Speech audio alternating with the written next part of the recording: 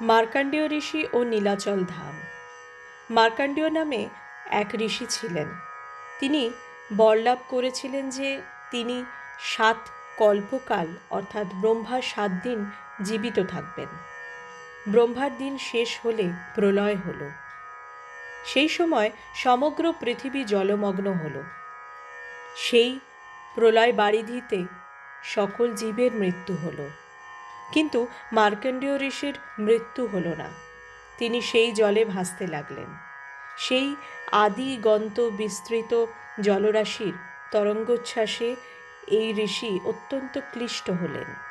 দীর্ঘকাল ওইভাবে কষ্টভোগের পর তিনি নীলাচলের সন্নিকটে একটি তটে উপনীত হলেন।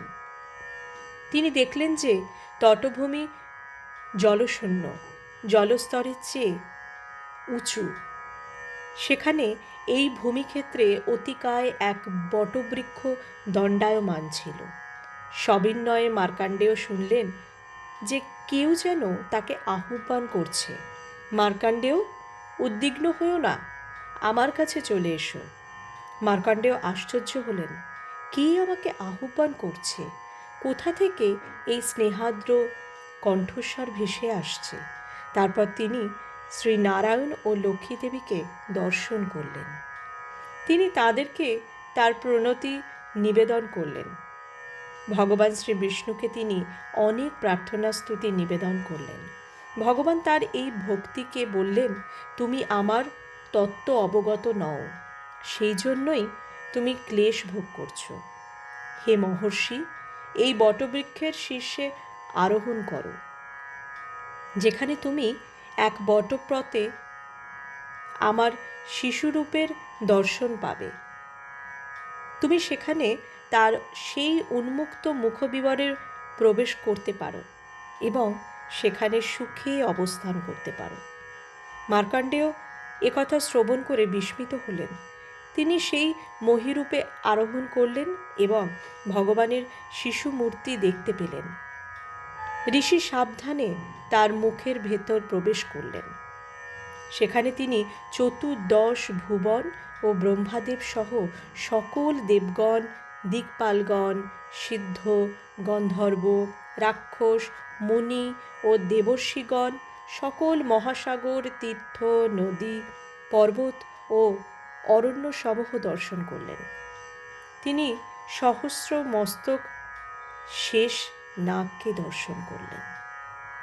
ব্রহ্মা যা কিছু সৃষ্টি করেছেন সব কিছুকেই সেই ভগবানের শিশুরূপের উদরে দর্শন করলেন। পরিশেষে ঋষি শিশুরূপ ভগবানের মুখবিবর দিয়ে বহিরাগত হলেন এবং পুনরায় শ্রী নারায়ণ ও লক্ষ্মী দেবীকে দর্শন করলেন। মার্কণ্ডেয় ঋষিকে দর্শন করে শ্রী বিষ্ণু বললেন, মার্কণ্ডেয়, তুমি নিঃসংশয়ে জানবে যে এই পরমাদ্ভুত স্নান হচ্ছে আমার নিত্যধাম। এ স্থানে কোনো রূপ সৃষ্টি বা প্রলয় সংঘটিত হয় না। এখানে কোনো জড়বন্ধন নেই। আমি এখানে বিদ্যমান আছি এইটি জেনে যেই আমার এই ধামে প্রবেশ করে তার আর এই জড়জগতে জন্মগ্রহণ করতে হয় না।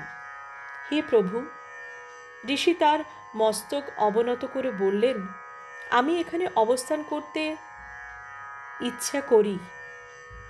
অনুগ্রহ করে আমাকে আপনার কৃপাশীষ প্রদান করুন, যেন আমি আপনার এই ধামে বাস করতে পারি।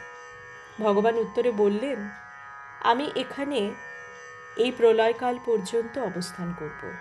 তারপর আমি তোমার জন্য একটি সুন্দর স্থান সৃষ্টি করব, যেখানে তুমি সুখে অবস্থান করতে পারবে এবং আমার দ্বিতীয় রূপ মাধবের পুজো করতে পারবে। এইভাবে আমার কৃপায় তুমি মৃত্যুকে জয় করতে পারবে।